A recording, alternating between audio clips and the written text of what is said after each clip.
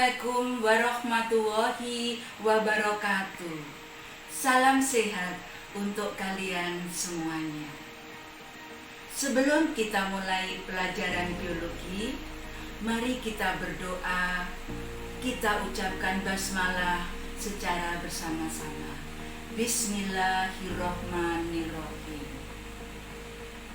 Anak-anakku semuanya, hari ini kita lanjutkan materi biologi tentang mekanisme transport membran. Sebelum kalian belajar mekanisme transport membran, terlebih dahulu kalian harus pahami tentang membran plasma.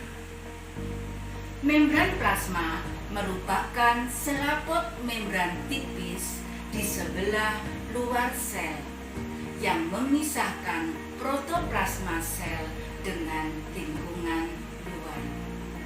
Membran plasma selaputnya tipis, elastis, dan merupakan membran. Membran plasma tersusun atas karbohidrat, protein, dan lipid. Fungsi dari membran plasma yang pertama, sebagai pelindung bagi sel agar isi sel tidak keluar dari sel. Yang kedua, sebagai pengatur keluar masuknya zat yang ada di dalam ataupun di luar sel. Yang ketiga, sebagai penyeleksi zat-zat yang boleh keluar dan masuk dari dalam atau luar sel yang disebut selektif permeator. Setelah kalian pahami tentang membran plasma dan fungsinya membran plasma, kalian harus pahami gambar membran plasma dengan bagian-bagiannya. Silakan simak membran plasma berikut ini.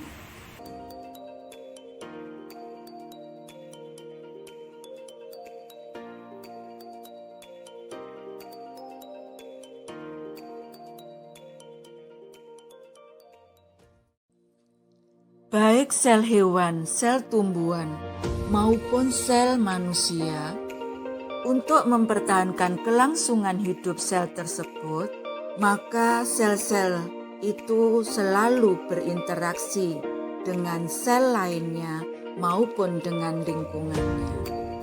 Transport zat melalui membran bertujuan antara lain: 1. Memasukkan gula, asam amino, dan nutrisi lain yang sangat diperlukan oleh sel. 2. Memasukkan oksigen dan mengeluarkan karbon dioksida pada proses respirasi sel. Yang ketiga, mengatur konsentrasi ion anorganik di dalam sel, contohnya ion natrium, kalium, kalsium, dan klorida. Keempat, membuang sisa-sisa metabolisme yang bersifat racun. Kelima, menjaga kestabilan pH. Keenam, menjaga konsentrasi suatu zat untuk mendukung kerja enzim. Mekanisme transport melalui membran plasma ada dua macam.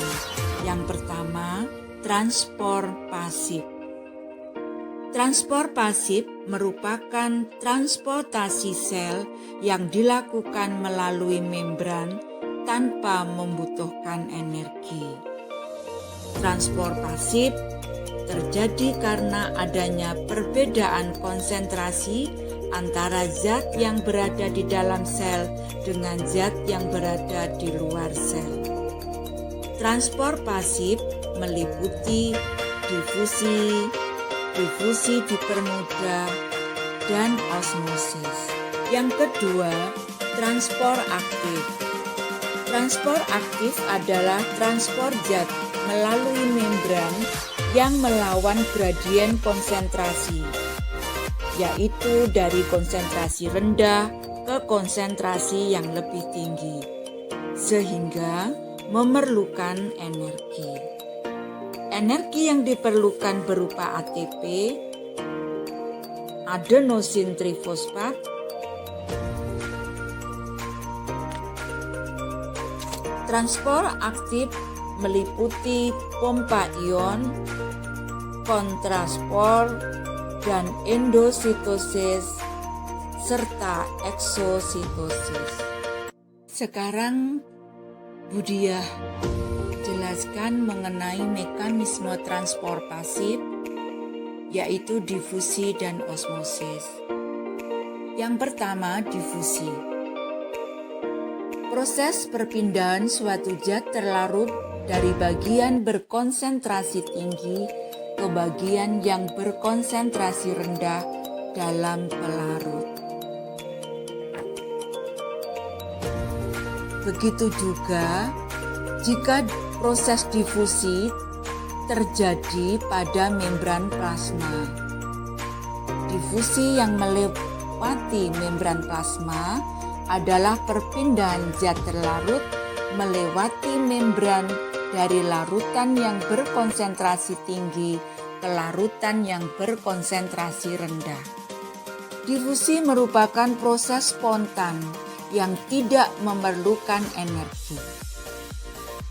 Jika tidak ada gaya lain yang berlangsung, maka proses difusi akan terus terjadi hingga seluruh partikel tersebar luas secara merata atau mencapai keadaan kesetimbangan, di mana perpindahan molekul tetap terjadi walaupun tidak ada perbedaan konsentrasi.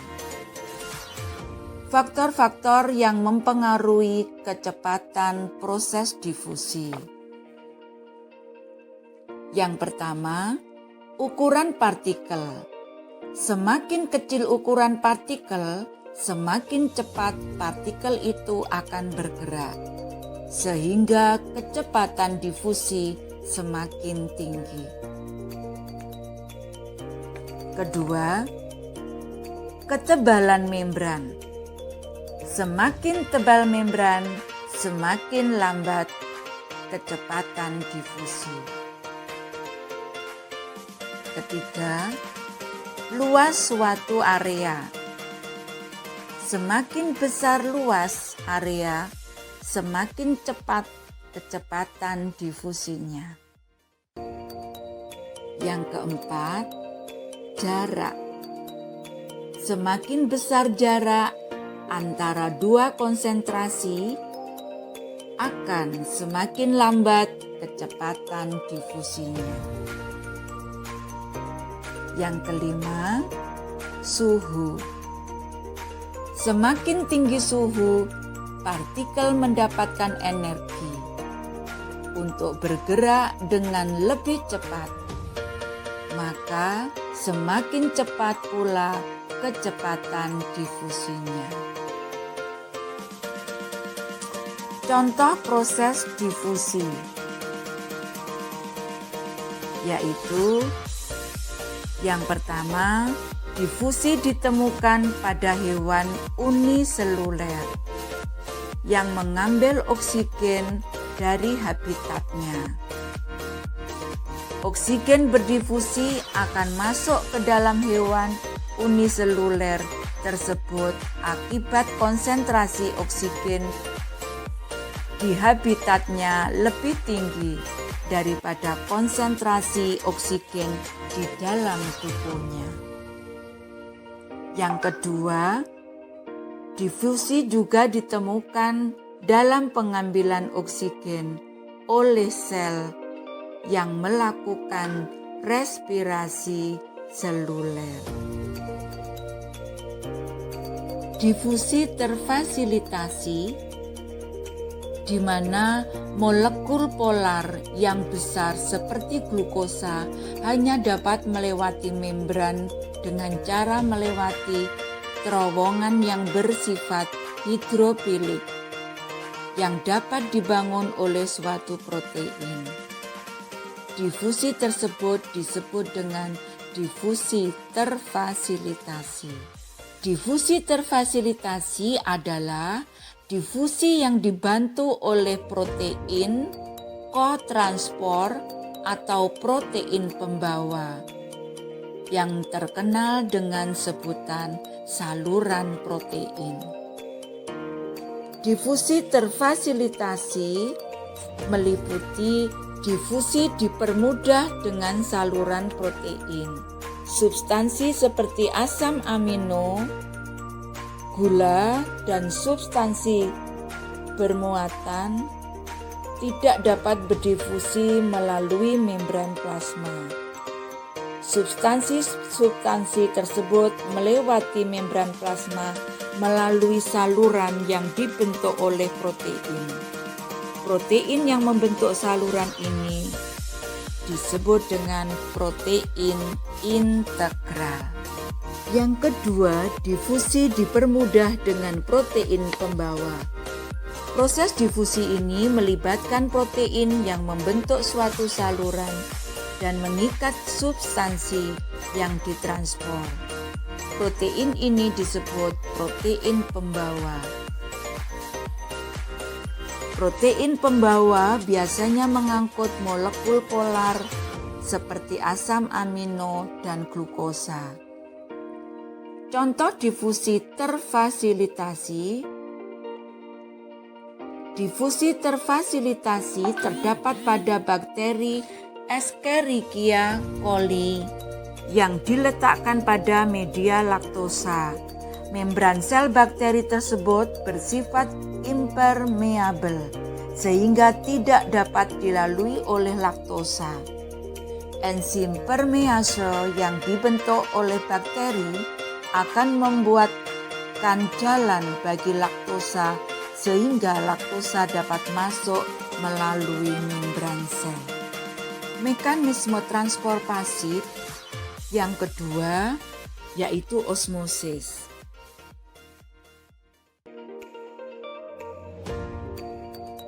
Osmosis merupakan proses perpindahan molekul pelarut melalui selaput semi-permeabel dari bagian yang lebih encer ke bagian yang lebih pekat, atau dari bagian yang konsentrasinya pelarut rendah atau hipotonis ke konsentrasi pelarut tinggi atau hipertonis. Membran semi-permeabel harus dapat dilewati oleh pelarut, tetapi tidak oleh zat terlarut, yang mengakibatkan gradien tekanan sepanjang membran. Pada dasarnya, osmosis adalah merupakan peristiwa difusi air melalui membran semi-permeabel. Membran semi-permeabel sendiri merupakan membran atau penghalang yang memungkinkan hanya beberapa molekul atau zat untuk menyeberang.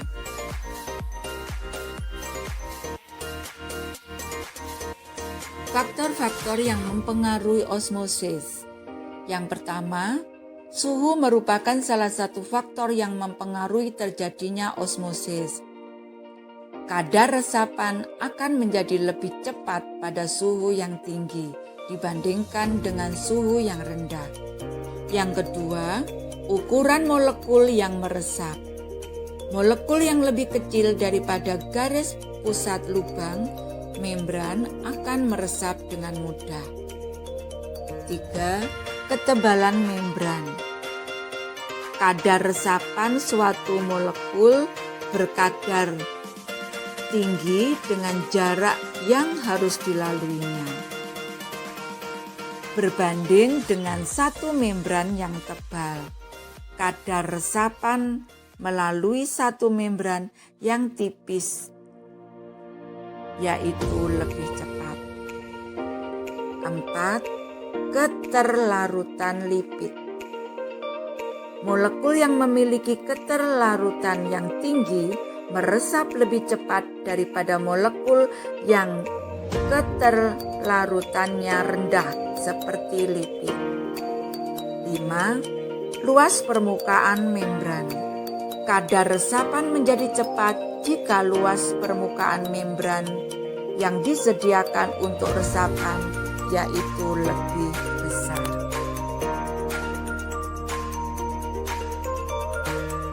Beberapa jenis larutan yang bisa terjadi dalam osmosis. 1. Larutan hipotonik. Ketika konsentrasi keseluruhan zat terlarut lebih rendah di luar sel daripada di sitosul. Kita mengatakan bahwa sel dalam larutan hipotonik, air mengalir ke dalam sel melalui osmosis. Untuk mencoba menyamakan konsentrasi zat terlarut di kedua sisi membran. Kedua, larutan hipertonik. Larutan hipertonik adalah salah satu di mana konsentrasi zat terlarut keseluruhan lebih tinggi daripada di sitosul. Ketiga, larutan isotonik. Jadi, jika sel-sel kita ingin tetap memiliki volume yang sama tanpa bengkak atau menyusut, mereka harus dalam larutan isotonik, di mana konsentrasi zat terlarut sama dengan konsentrasi dalam sitosul. Contoh osmosis dalam kehidupan sehari-hari, yaitu kentang dan air, kemudian garam dan tubuh makhluk hidup.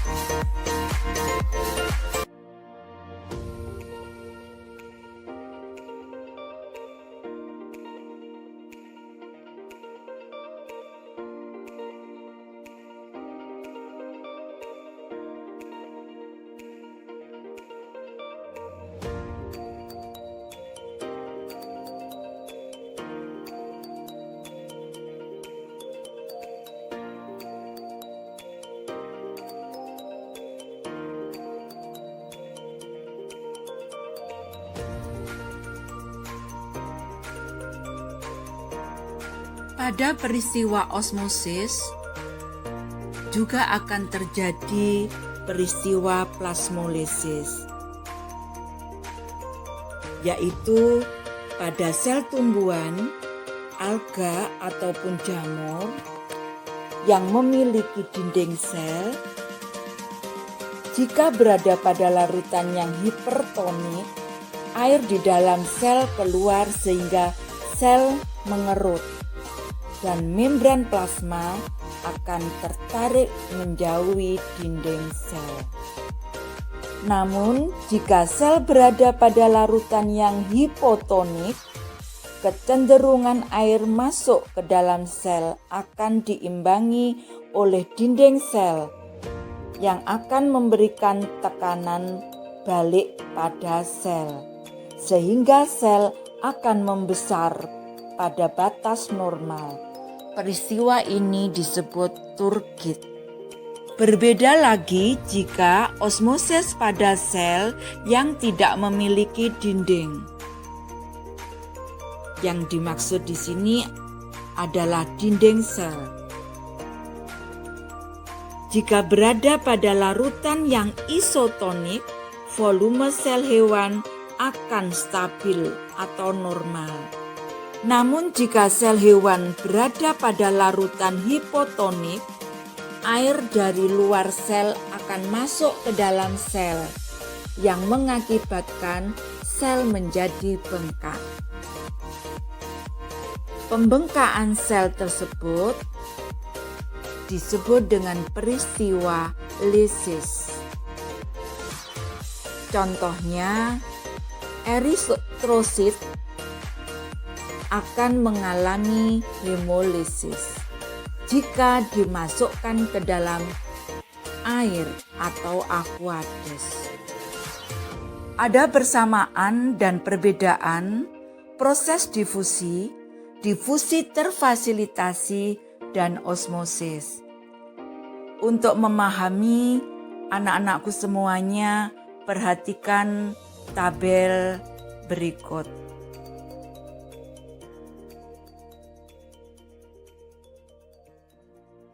Transport aktif merupakan pemindahan zat-zat yang menggunakan energi untuk mengeluarkan dan memasukkan ion-ion dan molekul-molekul melalui membran sel yang bersifat permeabel. Transport aktif dipengaruhi oleh muatan listrik di dalam dan di luar sel, di mana muatan listrik ini ditentukan oleh ion natrium, ion kalium, dan ion klorida.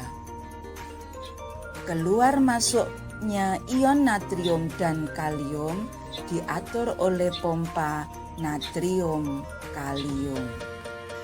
Transport aktif ada dua macam.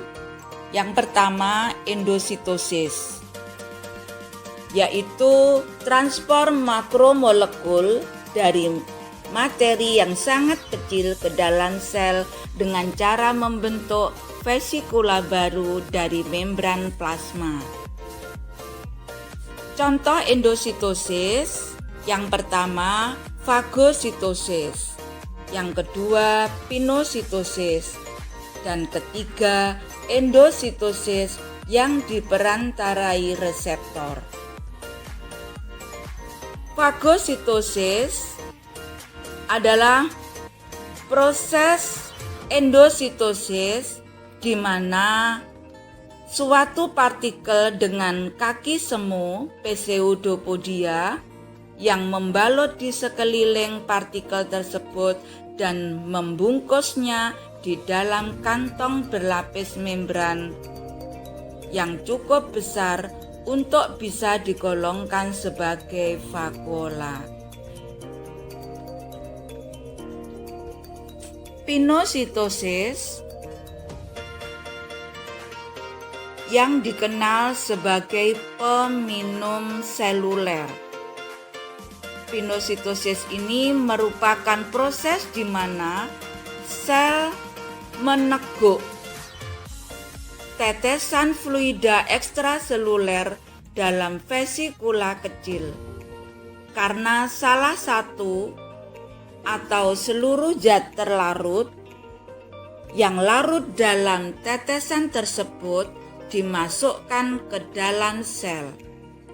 Pinositosis tidak bersifat spesifik dalam substansi yang ditranspornya. Sedangkan untuk endositosis yang diperantarai reseptor membutuhkan reseptor yang disebut ligan. Jadi, peristiwa endositosis itu untuk fagositosis yang dikenal dengan istilah memakan, pinositosis yang dikenal dengan istilah meminum, sedangkan eksositosis yang dikenal dengan istilah memuntahkan.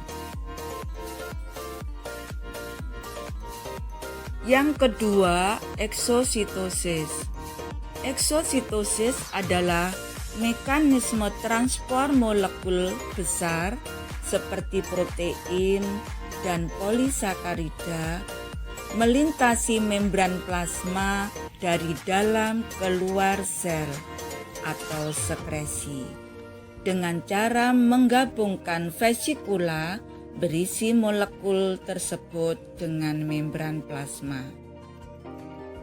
Vesikula transport yang lepas dari aparatus Golgi akan dipindahkan oleh sitoskeleton ke membran plasma. Ketika membran vesikula dan membran plasma bertemu, molekul lipid membran menyusun ulang dirinya sendiri sehingga kedua membran bergabung. Kandungan vesikulanya kemudian tumpah keluar sel. Banyak sel sekretoris menggunakan eksositosis untuk mengirim keluar produk-produknya.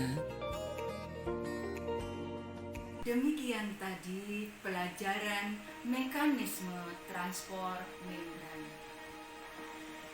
Apa yang kita pelajari hari ini insya Allah bermanfaat dan barokah semuanya. Tetap semangat, terus berjuang, raih prestasi yang terbaik. Wassalamualaikum warahmatullahi wabarakatuh.